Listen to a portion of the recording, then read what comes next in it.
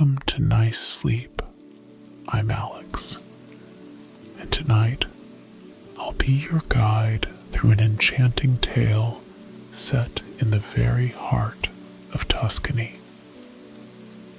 Join us on a journey through the heart of Tuscany, where the whispers of history and the touch of art come alive under the Tuscan sun.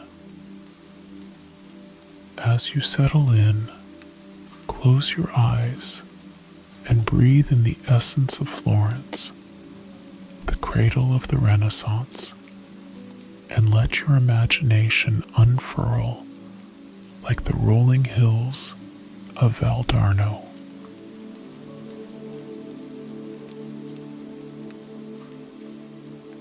Imagine the golden light of dusk casting a warm glow over the verdant valleys, where vineyards and olive groves thrive under the watchful gaze of cypress trees. The serene flow of the classic Arno River meanders through this haven, serenading the air with its melodious motion, while the distant Apennines stand as silent guardians of the land's ageless beauty. Feel the gentle caress of the evening breeze as it dances through the groves, carrying with it the sweet fragrance of blooming flowers from the noble villa's gardens. The historical tapestry of Florence, with its splendors of past achievements in arms, arts, and song, beckons you to lose yourself in its enchanting embrace. As the twilight deepens, let the moon's tender luminescence cradle you in tranquility. The Boboli Gardens, bathed in silver moonlight, become a mystical realm where every statue and sculptured form is touched with an ethereal grace. It's here, among the whispering leaves, that the spirit of romance is ever present, inviting you to partake in the eternal love story of art and beauty.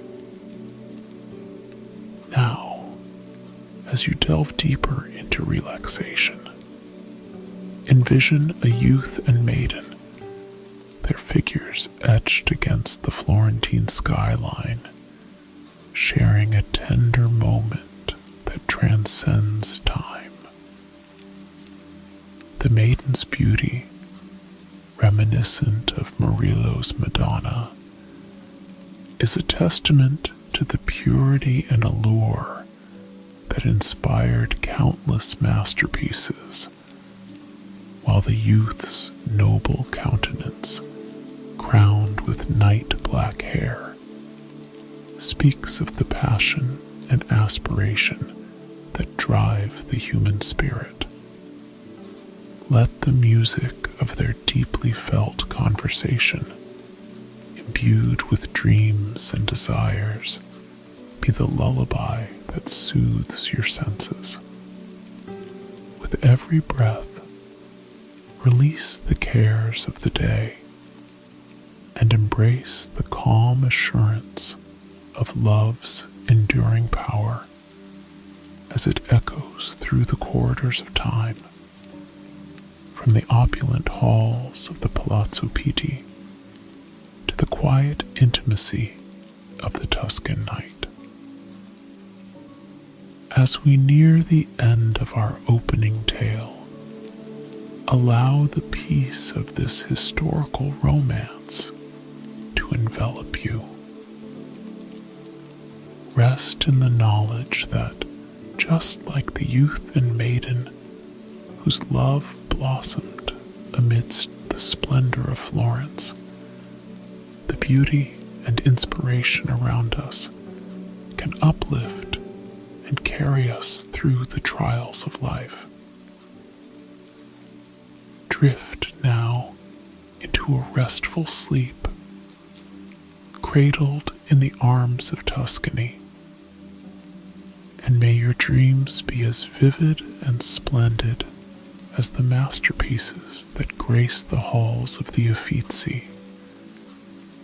Good night, and may the gentle flow of the Arno's waters guide you to a serene and majestic slumber.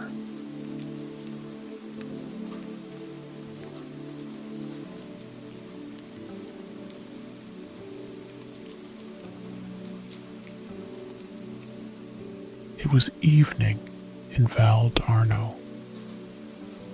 The sun was sinking behind the horizon, and twilight was descending upon the glorious vale. There lay the Garden of Italy, enclosed by mountains on either side, green and glowing in its verdant and luxuriant fertility, shaded by its groves of olive and cypress, with long avenues of stately trees. Flocks and herds grazed in the fields.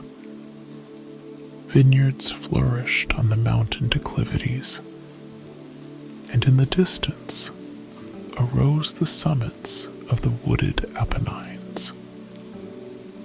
The classic Arno flowed through the valley, bestowing gladness and plenty on every side, its waters rolling on in slow and most melodious motion. On every side, on the plain, on the sides and summits of the hills, everywhere appeared the white villas of the nobles, now hidden by the thick foliage of surrounding trees and encircled by gardens where bloomed the most gorgeous and odoriferous flowers, now standing alone and lifting up their stately marble fronts, surrounded by magnificent colonnades. In the midst of this lovely place, a queen over all around, lay Florence, the dearest and most charming city of the South Florence, whose past glows with the brilliancy of splendid achievements in arms, arts, and song, whose present state captivates the soul of every traveler and binds around him a potent spell, making him linger long in dreamy pleasure by the gentle flow of the Arno's waters. Here, exclaimed Byron in a rapture, as he looked down from a neighboring mountain upon this earthly paradise. Here, the Etrurian Athens claims and keeps a softer feeling for her fairy halls. Girt by her theater of bills, she reaps her corn and wine and oil, and plenty leaps to laughing life from her redundant horn.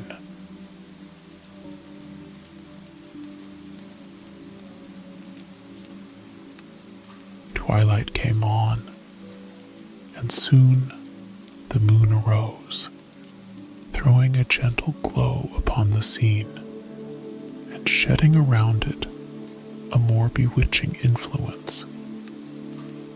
It was an evening fitted for pleasing meditation, such meditation as the poet loves, and for the interview of lovers. The gardens of Boboli never appeared more beautiful than now, for the solemn shadow of the groves was relieved by the soft illumination of the broad paths. The sheets of water glistened in the quiet moonbeams, and every statue and every sculptured form was invested with a new and indescribable beauty. Upon the summit of a hill within these gardens sat a youth and maiden engaged in most earnest conversation. The maiden was exceedingly beautiful, with a face which reminded one of the Madonna of Mille, so gentle, so tender, and so bewitchingly lovely. The youth sat at her feet upon the green turf, and with his head turned back, gazing upon her, there was disclosed a noble and most handsome countenance. His long hair, black as night, fell from his forehead, and his eyes burnt like stars in the paleness of his face. There was an expression of genius stamped upon his lofty forehead, but there were care and anxiety in its frown. The stately form of the Palazzo Pitti was near at hand, and in the distance lay the city, with the stupendous dome of the cathedral and the lofty form of the beautiful campanile. "Stella," he said in deeply musical tones, "Stella, you know all my love and the desires of my soul. All are fixed upon you. Fame and glory I only wish for as the means of obtaining you.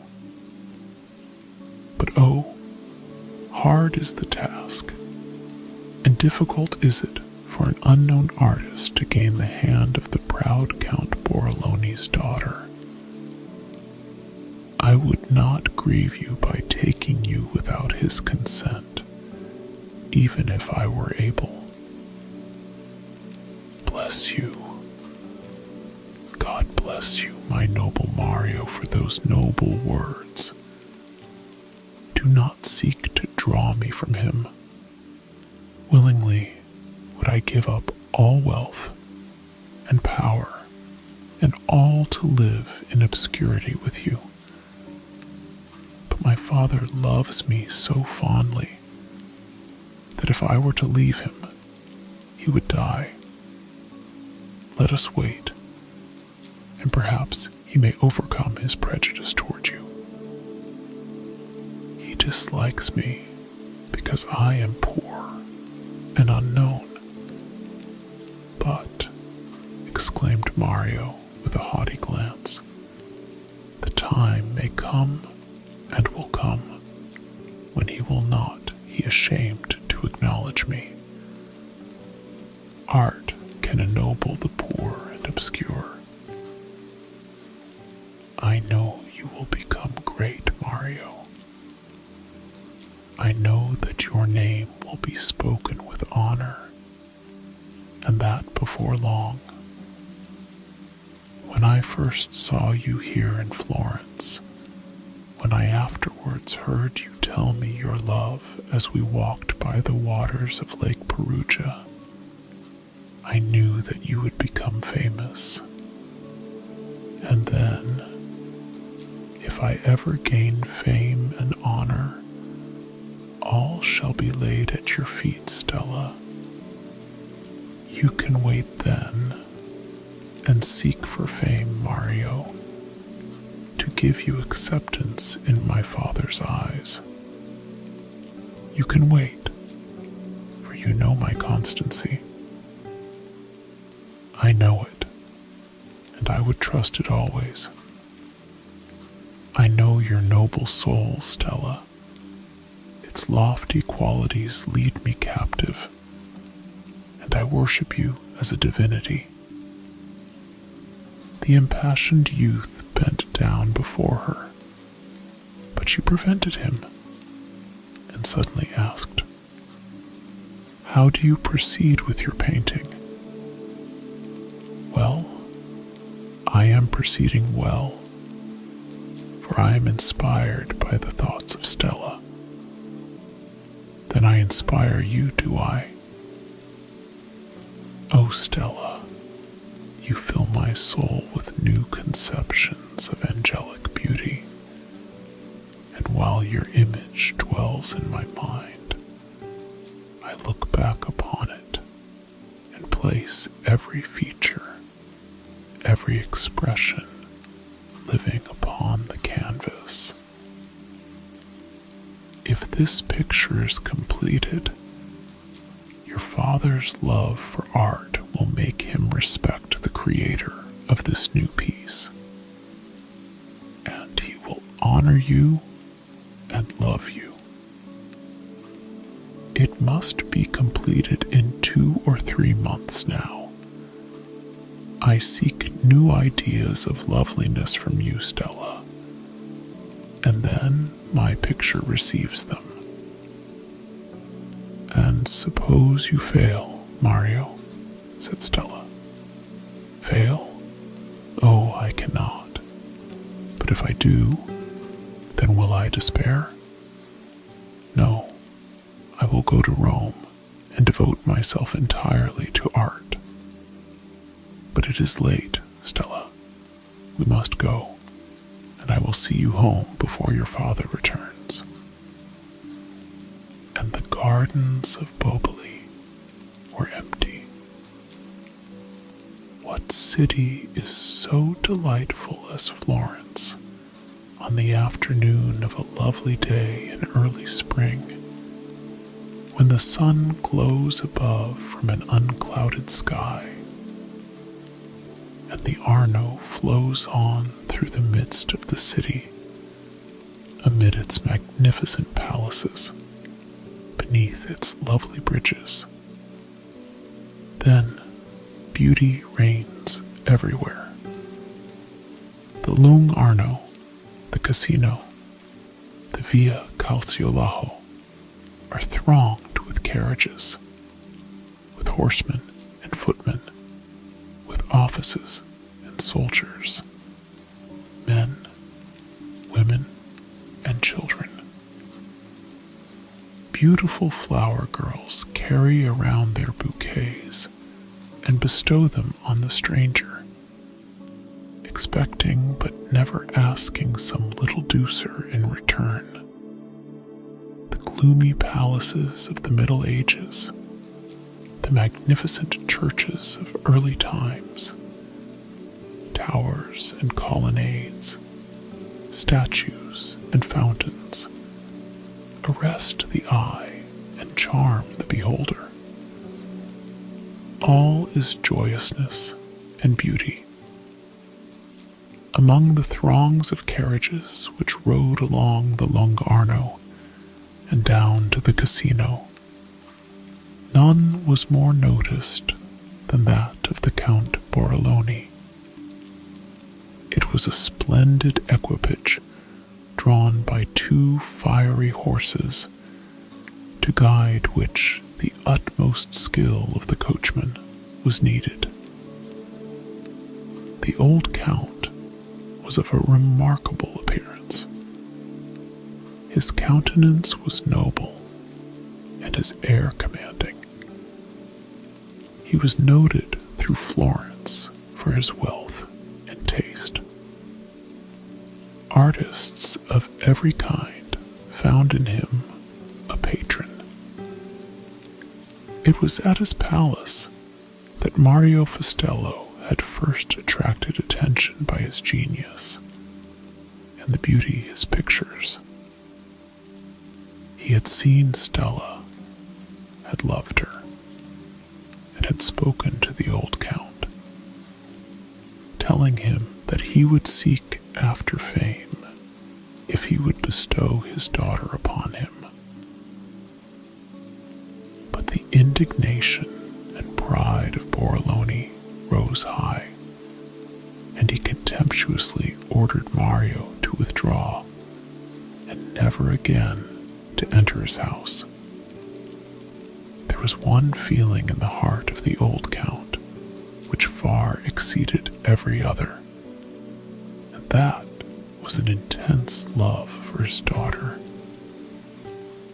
Beautiful, high-souled, and accomplished, she was worthy of the highest station in the land, and such a station he desired for her. They now rode in their carriage, father and daughter, an aged oak and a young and tender vine. One supported the other, which gave it beauty and attractiveness.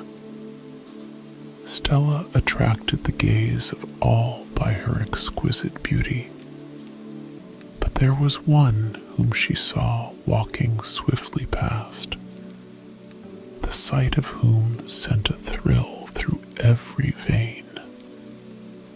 For well she knew the tall and stately figure of Mario.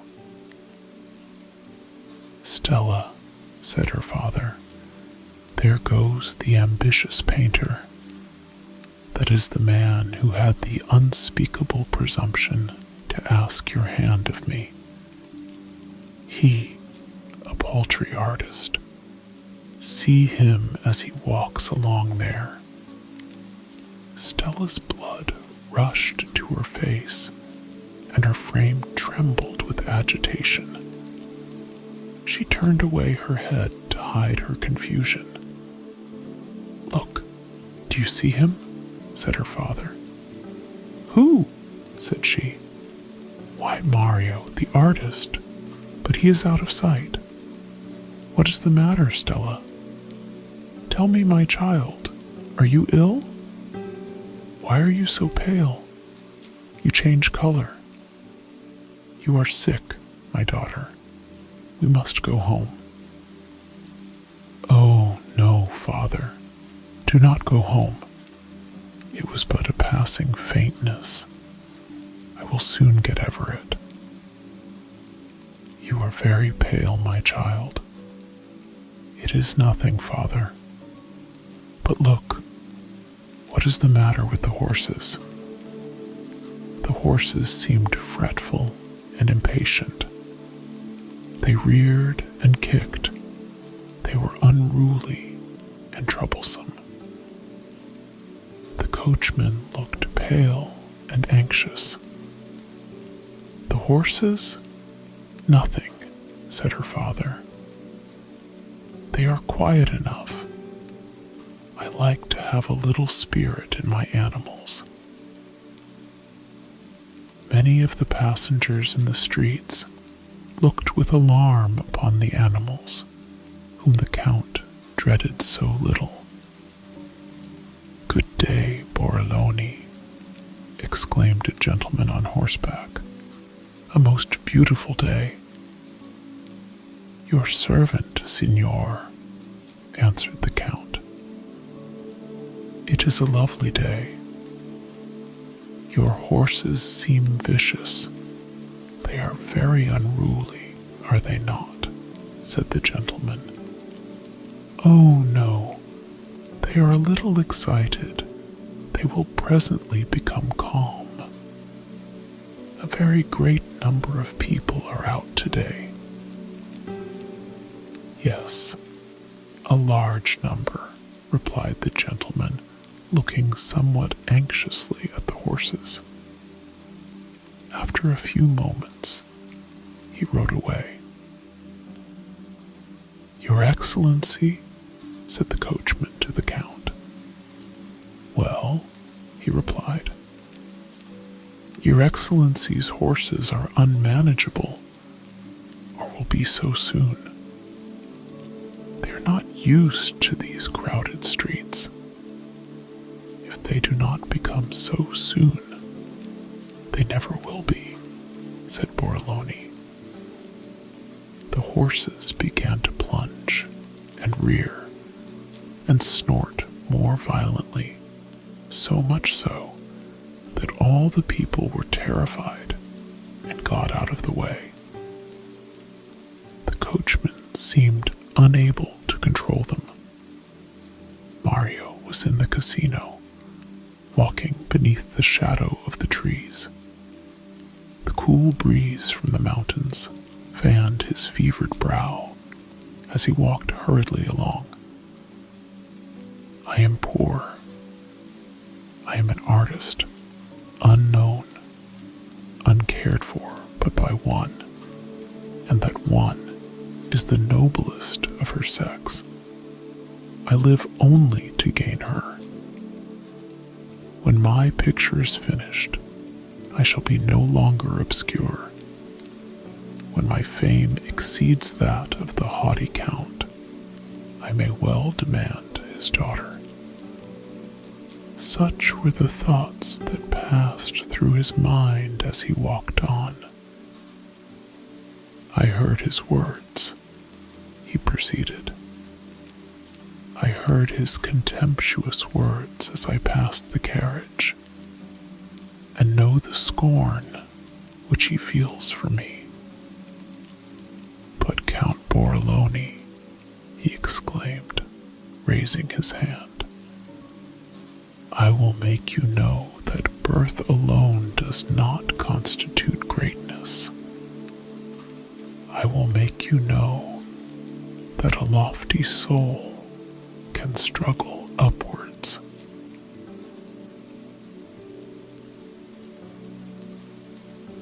Suddenly, far away from the Lung Arno, sounded a loud reverberation of many voices. An immense outcry mingled with the deep rumbling of carriage wheels and the fierce neighing of horses.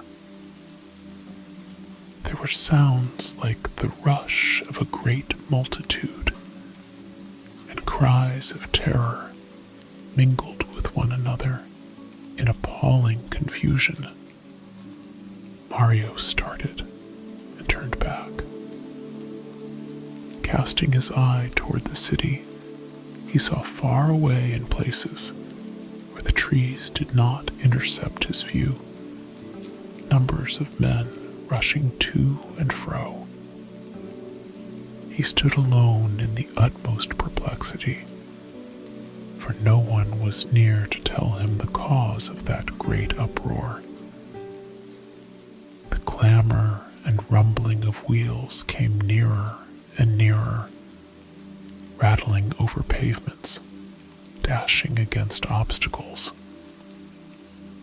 It came nearer, and soon he saw a carriage dragged on with terrific speed by two furious horses, who, without driver or postilion, came on unrestrained. The carriage was knocked against trees and dashed violently against stones. In it, there was an old man leaning back with a pale face, expressing intense agony, and close to him clung the form of a young girl, her arms wound round him, and her disheveled hair floating in the breeze. "Oh God, Stella!" exclaimed Mario in unspeakable horror. "Stella! My God, she's lost!" With one bound, he rushed in the midst of the course taken by the infuriated horses. His cloak fell from him. His hair flew about his pale and fixed countenance, and like a rock in the center of a torrent, he stood in the way of the horses. He waved his hands wildly. He shouted to the steeds. On they came, lessening for a moment their speed. There was a bound forward. Mario clung at the reins with the grasp of a drowning man. There was a whirl of dust, a rush of the multitude who followed after, and then, with a sound like the sudden peal of thunder, burst forth the acclamation of 1,000 deep-toned voices. Saved! Saved! They raised Mario up. They placed him in the carriage and bore his insensible and much bruised form slowly to the palace of Borrolone. All Florence rung with the tidings of the deed. The name of Mario was spoken everywhere, and the city honored the performer of so bold an action. Now, what will Borrolone do to reward the gallant preserver of his own life and his beloved daughter? He will give him 1,000 piastres, said one. He will enrich him for life, said another. He will do no such thing, said a third. Mario is no mercenary man. He despises rewards of that kind. I will tell you, he loves the Count's daughter. Ah, said all, and he deserves her. But for him, she would not have lived to have his love, nor would Borrolone have been living to refuse. Does he refuse? Said they. Mario said nothing to the Count. It is an old story. He has loved her long. But the Count, who refused him once before, will not now retract his word, even to the preserver of his life. Mario was cared for and soon recovered. He spake not a word about his love to Borrolone. He would not ask him now, for then he would seem to demand payment for his action, and such a thing he scorned, even though it should bestow upon him the hand of his beloved. I will wait, said he. I will raise myself to an equality with her, and then Borrolone shall not refuse.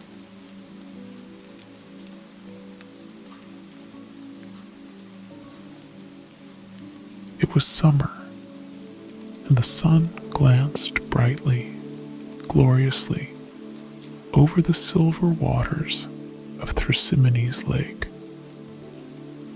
For such we love to call the lake, which the Italians name Perugia. The wind blew softly over the plain, and the rich groves, all covered with luxuriant foliage, shaded the quiet fields beneath, which more than 2,000 years before had resounded with the roar of battle. The hills encircled the plain on 3 sides, protecting it in winter from the cold blast and causing it to bloom with perennial verdure. The lake rippled on the shore of the other side and stretched away, a sheet of molten silver, till it watered the bases of distant hills. In this charming spot, which every traveler loves to view, had the Count Borrolone reared a summer palace. It lay on the southern shore of the lake, halfway up the mountains, and in from its roof, a scene like one in fairyland burst upon the view. The cool winds which blew here were an alleviation to the heat of summer and Florence, with its noise and dust, was gladly exchanged for the quiet scenes of this enchanting spot. There was a boat lake, and the enjoyment of sailing formed a chief attraction to visitors. For Borroloni's villa was always open to his friends. Yet at times, there was danger attending this pleasure, for tempests would arise, and the waters would be converted into furious waves. "How beautiful is this lovely place," said the Count to his daughter, as they walked upon the terrace. "What a scene is this for a painter!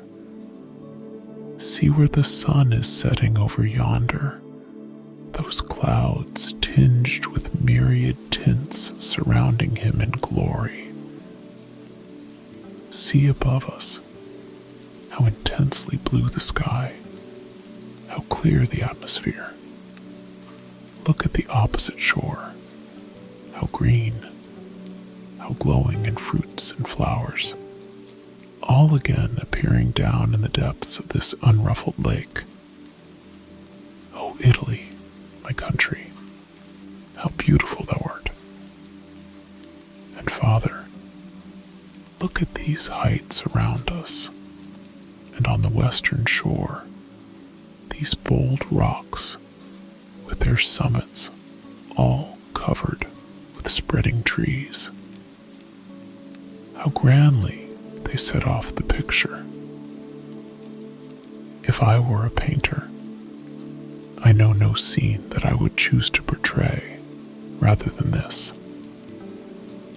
Since you respect and love art so highly, Father, why did you not learn this? I was too busy in my youth, Stella. Who of all you know is best in this art?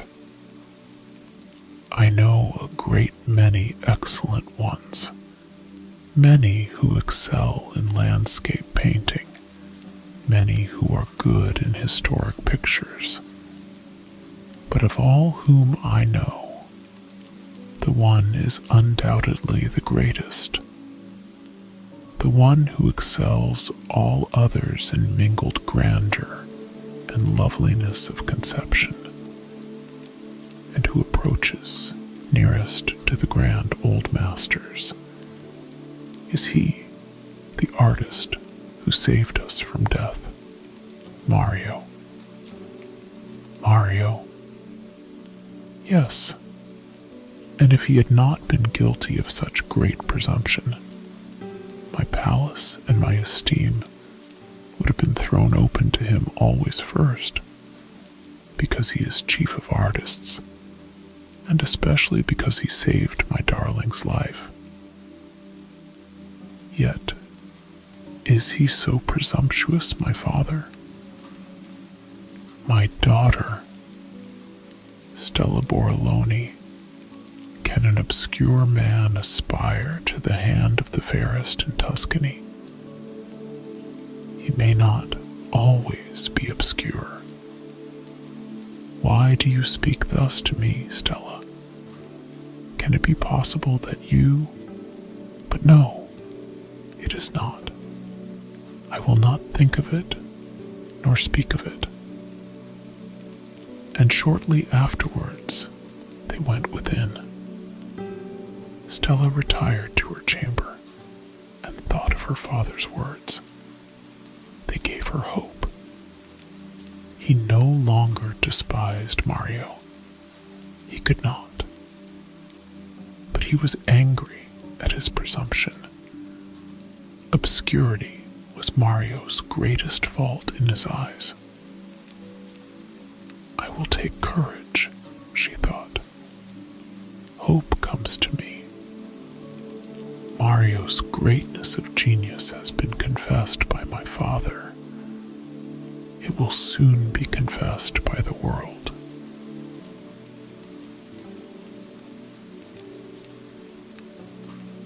Meantime, Mario had become wearied of the heat of Florence.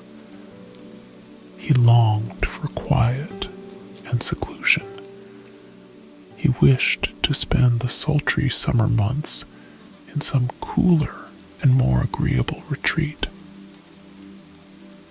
By the lake of Perugia, thought he, Stella lives. If I go there, I can see her as she walks or rides around. I can feast my eyes upon her, although I am resolved to remain unseen myself. I will take my picture there and receive that inspiration which her angelic beauty always gives me. He came to the lake and dwelt in a small house upon its banks, scarce half a mile away. Daily, he would go to the top of a cliff nearby, and when Stella walked out, his eyes followed her, and she, always thinking of him, knew not that he was so near. When she departed to ride along the borders of the lake, or for a sail upon its waters, he watched her, and sometimes encountered her dressed in disguise. For 2 weeks he remained there, and kept his resolution of never making known his presence. But soon an occurrence took place which caused him to be discovered, yet in such a way that he rejoiced at the discovery. It was a sultry morning, and desirous of coolness, Stella, with a few other friends, resolved to take a sail upon the lake. There was a threatening aspect about the horizon, but it was unnoticed by those who were intent on pleasure. Borrolone remained at home, being employed at some business. Mario sat at his usual place on the summit of the rock, and watching the preparations, knew their object. An awning was placed above the boat, a high and broad awning, which could effectually keep off the hot rays of the sun.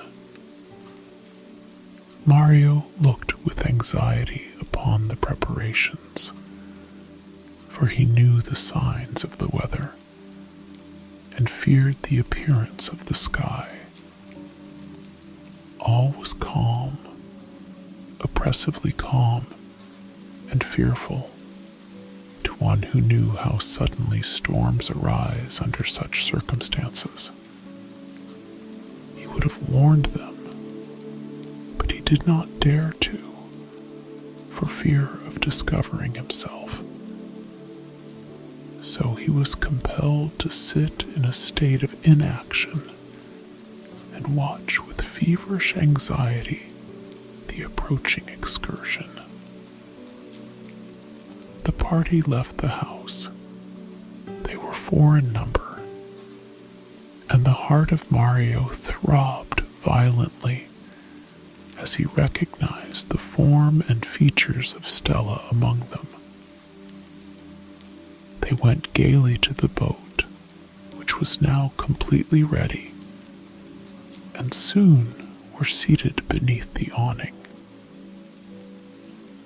As there was no wind, sails were useless, so they were rowed out into the lake. 2 or 3 hours passed away, and still Mario sat gazing upon the boat, which was carelessly lying still in the middle of the lake. Mario watched them with anxiety, and occasionally cast a troubled glance at the sky. He would have made signals, but they were too far away to notice them. The sky became darker, and there came a peculiar thickness and oppressiveness to the atmosphere. Still, the boat moved not. Can they be asleep? Can the rowers be insane? Thought Mario. The sky is clouded, and they do not notice it. Oh heaven, what can they do? They cannot see the sky, for the awning hides it. His attention was now attracted by a sudden voice from Borroloni's villa.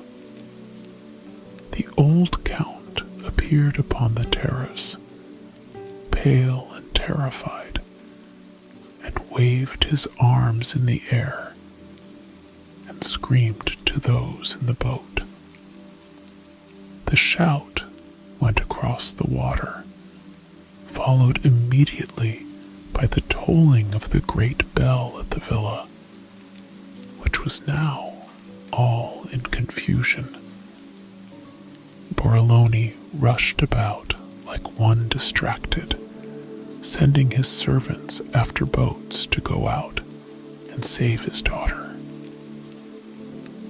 My daughter,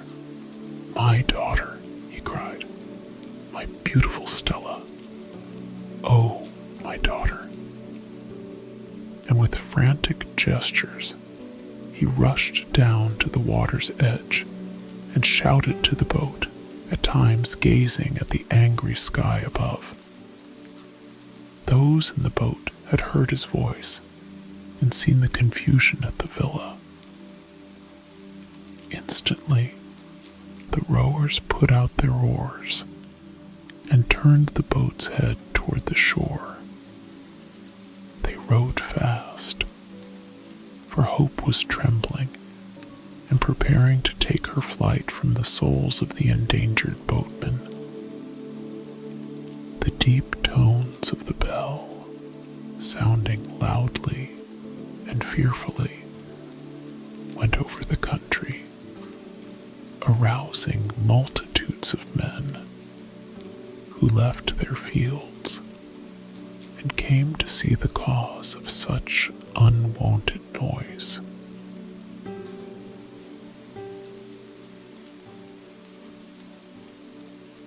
Mario sat on the rock till the boat turned toward the shore. Then, viewing the dark sky and the occasional flash of lightning, he descended with fear to the shore of the lake. A half-hour passed, and but 3 miles had been passed over. One yet separated the boat from the shore. 1 mile, a short period of time, would suffice for the passage. Yet in that short time, what might not happen? But soon, all suspense was over. There gleamed a sudden flash of lightning over the whole sky, intensely, terrifically bright, followed by torrents of rain. There was a short pause, and then with a crash, a roar that sounded like the wild rage of an earthquake, burst the awful peal of thunder, then peal on peal, roar on roar, rolled in long reverberations along the sky, round the rocky shores, and the heavens grew more intensely black. The storm had burst upon them. Down came the blast of the tempest's breath in an overwhelming torrent of wind, and the whole surface of the lake rose in wild surges, foaming and tossing. When the first horrible confusion had passed away, all eyes were strained to where the boat had been. It was nowhere to be seen. Amid the gloom, a few dark objects were all that could be descried in the foam of the upheaving billows. There came a scream from that aged man who had watched the boat so intently, a despairing cry, and with his white hair streaming behind him, he dashed forward to throw himself into the water. The servants seized him and prevented him. "My daughter!" cried the old man. "Oh, my daughter, she has perished. Let me go to her." "Look!" exclaimed a voice, pointing to the water. "I see a dark form amid the foam. I see it. It is a man, and he swims, bearing something with him." All eyes turned there. The Baron revived and again looked hopefully at the water, where the brave swimmer so gallantly breasted the waves. But could it be his daughter?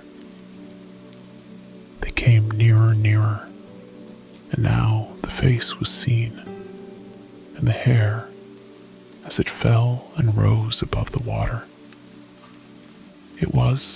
It must be, yes, that long, dark hair and those lovely features belonged only to Stella. The old man bowed down his head and wept. Nearer, and now all fear was gone, for the bold swimmer still showed an unfailing strength and energy. But his face was unknown. None had seen it before. Yet Borlone knew it well, he knew it. The same face had appeared amid the death struggle, the dust and wild prancing of maddened horses on the casino. And now Mario touched the land. And now he bore his senseless burden through the crowd to her father's arms. "Oh, take her, Mario, to the house. Carry her there, or else she dies." But Mario laid her down at her father's feet, upon the grass, and voicelessly, nervelessly, fell down beside her.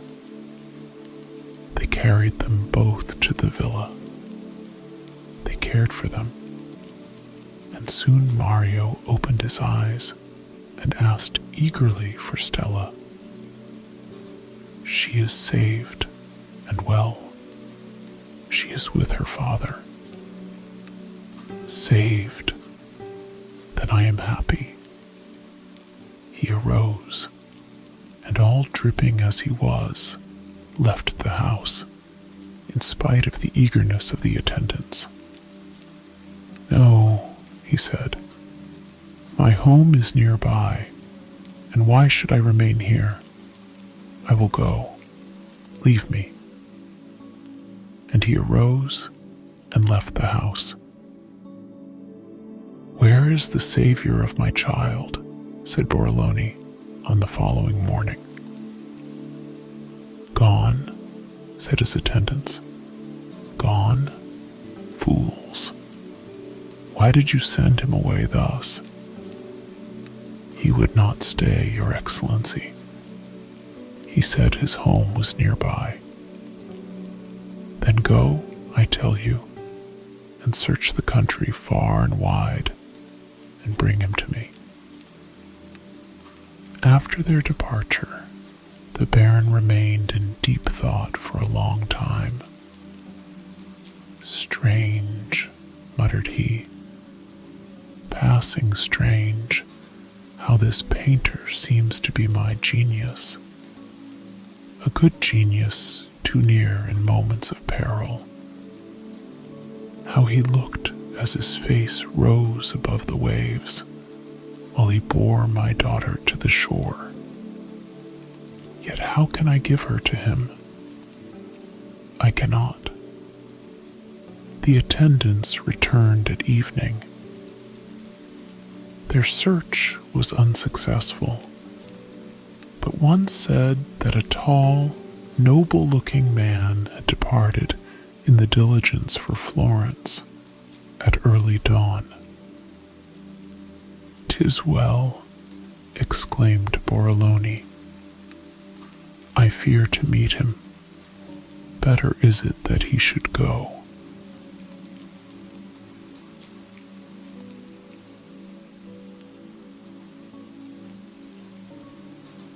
Summer, with its heat, had passed away, and mild September had now come, when Florence again becomes delightful. The villa at Trasimene was now forsaken, and the palace of Borrolone at Florence again was all joyous and thronged with people as of yore. Again, the carriage of the Count rolled along the Lung Arno, and he received the salutations of his friends. Stella was lovely as before, but in her face there was a more pensive expression than usual, a sadness that was not customary, for she had not seen him whom she adored, the brave youth who had twice esteemed his own life as nothing in order to snatch her from death. And what could move her father if this could not? He was more thoughtful than before and never spoke of that scene. He had never even offered to express his gratitude to her deliverer. Yet that evening, she was again to go to the gardens of Boboli and meet her lover. Her heart bounded with joy at the anticipation of coming happiness, and the moments seemed like hours as they slowly passed away. Again, the beautiful gardens were arrayed in loveliness, and beneath the solemn shade of the lofty trees, Mario again sat beside his Stella. They could hardly speak, their hearts were full.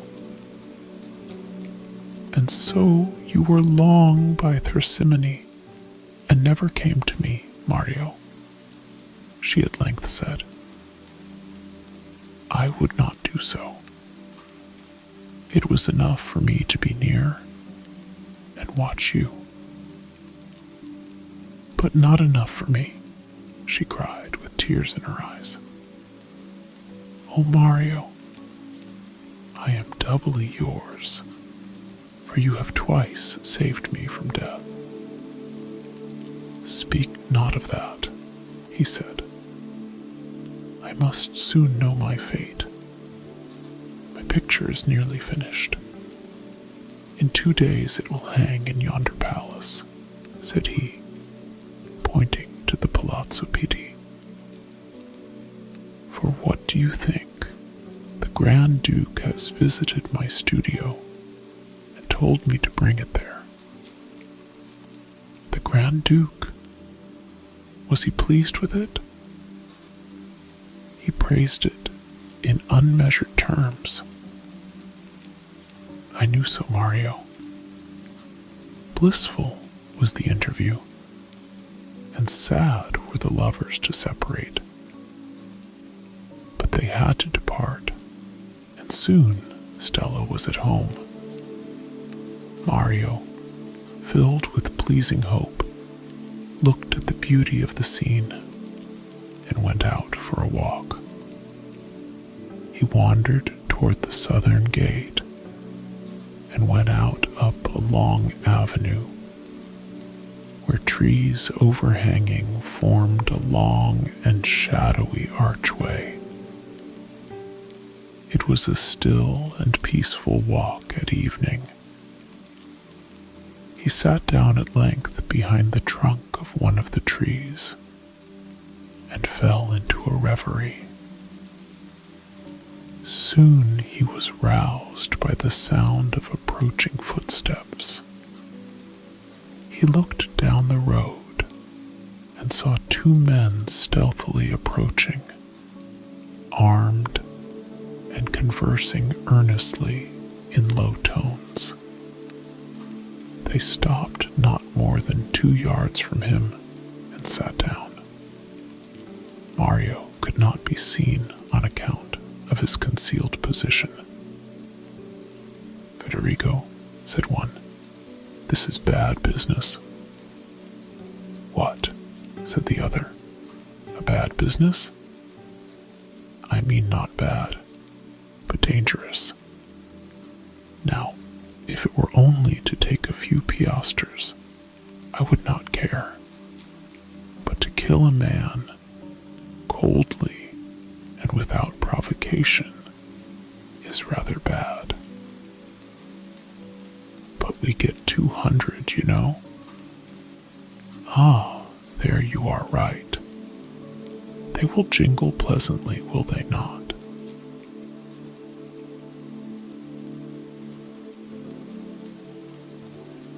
The sound of a horse's steps was heard coming down the road. The men crept into concealment and were silent. Mario also preserved silence, and clenching his stout stick more firmly, waited the issue. "He is coming," said one in an earnest whisper. "It is he, Borrolone." Mario's heart leaped within his bosom at the word. He almost determined to rush upon the villains, but it would be premature, and he would be attacked. He could save the life of Borrolone more easily by waiting. The horseman drew nearer and nearer. He was walking his horse slowly down the road. He soon came up a few yards from the spot where these men and Mario sat concealed. There he paused for a moment. "Will he stop or go back?" whispered one. "No, hush," said the other. Borrolone came on. He came abreast of them. Then one fired a pistol, and both sprang out.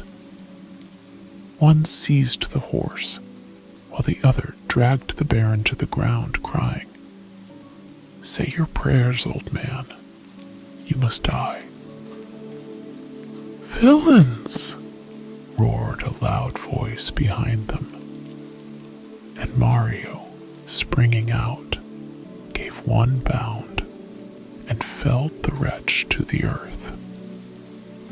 The other, frightened and surprised, stood in speechless astonishment. Mario rushed up to him and raised his arm to strike. The man fired.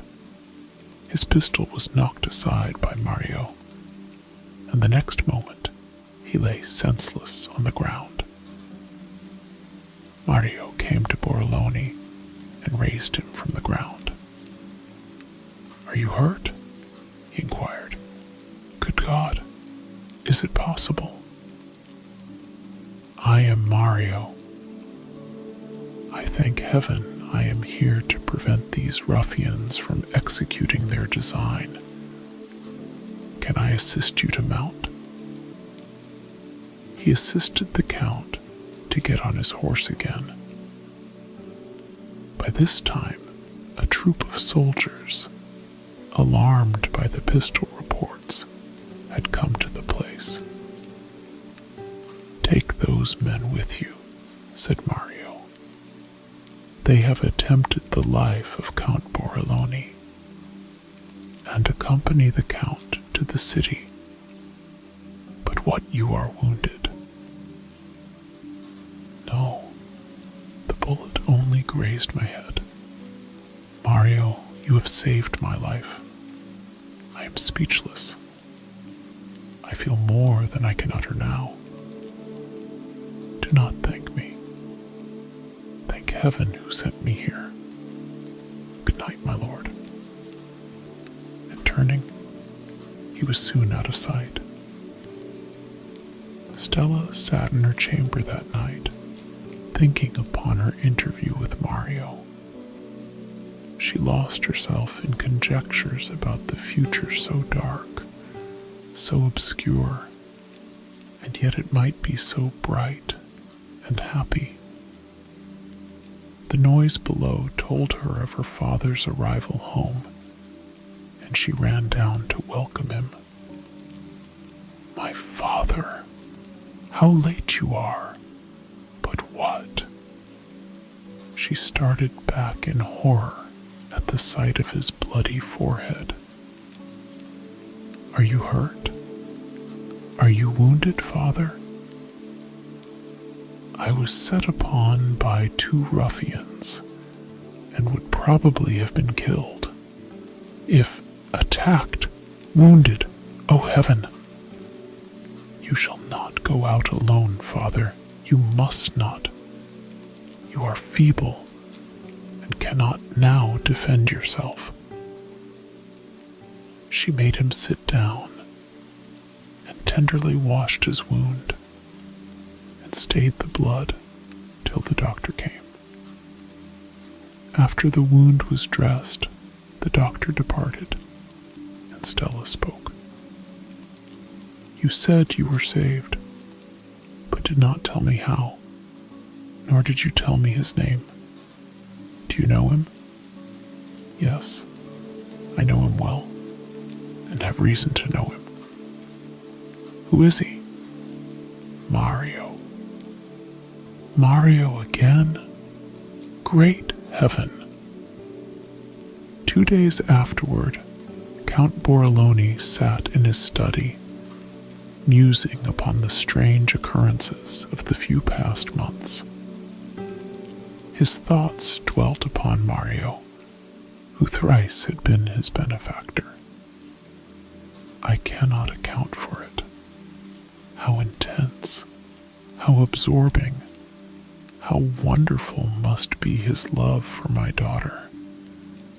He has treated my scorn with kindness. When I forbade him the house, he never came here. I admire, I reverence so lofty a spirit. Where would I be now? Where would my daughter be if Mario had not been near to save us? If he, careless of his own life, had not been our preserver? I wondered before. Twice he had come before me, a genius, a preserver of myself and my child. Now he comes again and saves me. It is wonderful. I am overcome. Pride cannot resist such greatness of soul, such magnificent actions, and Stella adores him. I do not wonder at it. Shall I then refuse to make her happy? A few short years are all that remain of life to me. I wish to leave my child happiness as her best inheritance. I can make her happy now. I can make a return to Mario for his generous actions. I can make myself happy in the contemplation of their joy. All is over. Farewell, pride.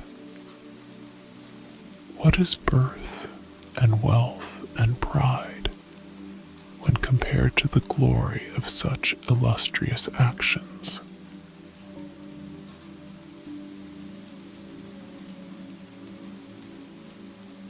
He sat down at his desk and wrote as follows. Mario, you have conquered. I have treated you with scorn and indignity. You have returned it with kindness You have saved my own life twice, and twice have you saved the life of one for whose happiness I would die 1,000 deaths. Mario, I reverence your lofty spirit. I admire such noble feeling, such bravery and generosity. Come to my home. It shall henceforth be yours also. Come to my heart, which is proud to love and honor you. Come, and Stella shall he the reward which you shall receive as the best and most priceless gift of the grateful Borrolone. He rose from his chair and called for Stella. She came to him speedily. Stella, said he, I have at last found one to whom I can confide you, who will be your protector when I am gone. What do you say to that? You change color, you tremble. Oh, Father, why now? Why not wait for a time? I am young. I cannot leave you. You need not leave me. Your husband shall stay here. You both shall cheer my old age. Father, read this, my child. Stella glanced at it, read it hurriedly, and in a transport of joy flung her arms about her father's neck and kissed him again and again, while the tears stood in his eyes as he embraced his daughter. Yes, Stella, all is over. I bow before him and do him honor. This shall go to him, and he will come here to receive his reward. He gave the letter to his servant, and again sat down to receive the thanks and witness the happiness of his daughter. An hour passed away, and a messenger came from the Duke bearing a letter to the Count Borrolone. It was a request that in an hour he should come to the Pity Palace.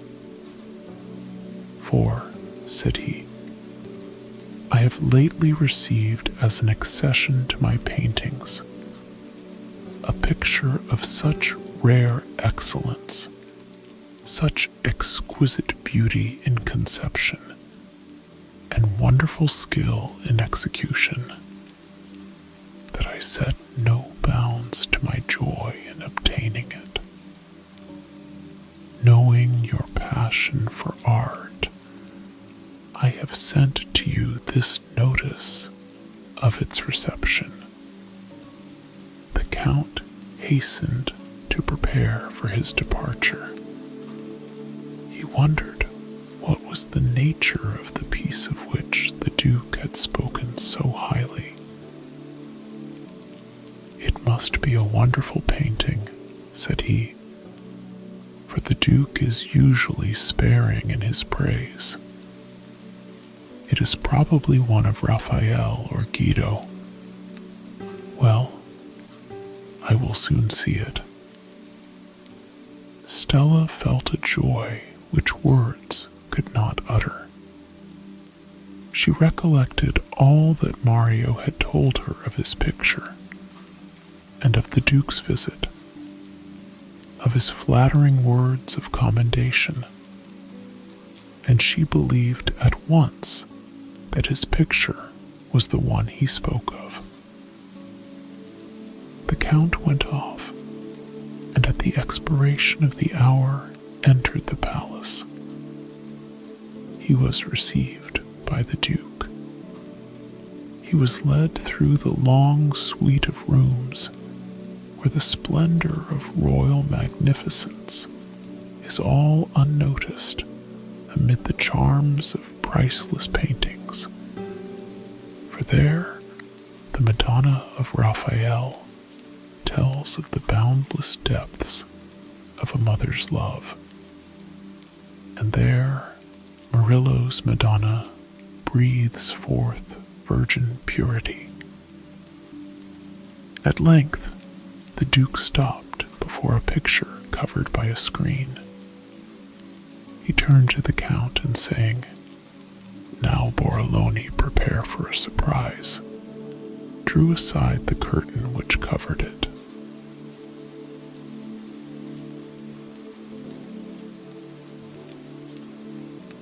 The Count started, for not among all the galleries of Italy, not among the priceless collections of Rome, had his eyes ever rested upon so wonderful, so living a picture. It was a living, a breathing form, which there, drawing aside a hanging, seemed to come forth to meet the gazer. Upon the countenance there was the perfection of ideal beauty. Loveliness, angelic, heavenly, was radiant upon the face, and that face was one well known to him, for Stella stood there, but Stella glorified and immortal. Wonderful, miraculous, burst from his lips. It is the creation of a god. It is not the work of man. Who is he? Where is he? The genius who formed this? How could it happen that it should be Stella, my daughter? Who is the artist? He is here in the next apartment, said the Duke, and going to the door, he spoke to someone. He returned, leading the artist. This is he, said the Duke. Mario Fostello. Mario, cried the Count. Mario, my preserver. And he ran up to him and embraced him. Mario is all forgotten. Forgive me, but I wrong you in asking it. The Duke looked on in wonder and could not conceal his surprise, but the Count begged him to excuse his emotion. Would you know the cause of it? Said he. I am all curiosity. The Count then related all told him of Mario's love for Stella, of his own pride, of Mario's actions. When it was ended, the Duke, who had displayed the greatest emotion, arose and went to Mario. Never, he cried, most noble youth, never have I heard of more generosity and greatness of soul. Happy is he who can call you his friend, but you shall not be neglected by me, for while I live, you will always have a friend. I honor your actions. I love your noble character. Mario was overwhelmed by mingled emotions of happiness and confusion. Joy had rushed in upon him like a torrent, and unable to speak, he could only express by his glance the feelings of his soul. God bless you, my Lord Duke. At length he cried, God bless you, Count Borrolone. I am unworthy of such praise, but I can never forget your kindness to an obscure artist. An obscure artist? No, not so, answered the Duke. No longer obscure. You are the greatest in the land, and none shall call you otherwise. I name you Count, and in a week your title shall be formally bestowed. So henceforth, Count Fustello, you may not be obscure." A week afterward, the palace of Borrolone was all festivity. Lights gleamed in dazzling rows within the long halls, where all the flower of Tuscan nobility and all the lords and barons and great men of other lands were assembled. For this was the day when the Count Fustello led to the altar the lovely Stella Borrolone. The Grand Duke condescended to be the head groomsman. The magnificent form and features of the noble artist were the admiration of all, and only equaled by the beauty of his bride.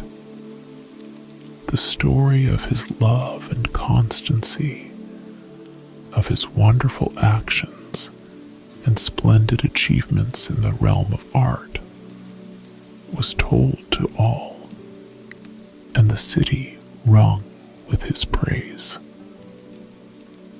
All courted his friendship. All of noble nature loved him for himself, and the baser spirits were compelled to do him homage, for in him they saw the man whom the Duke delighted to honor.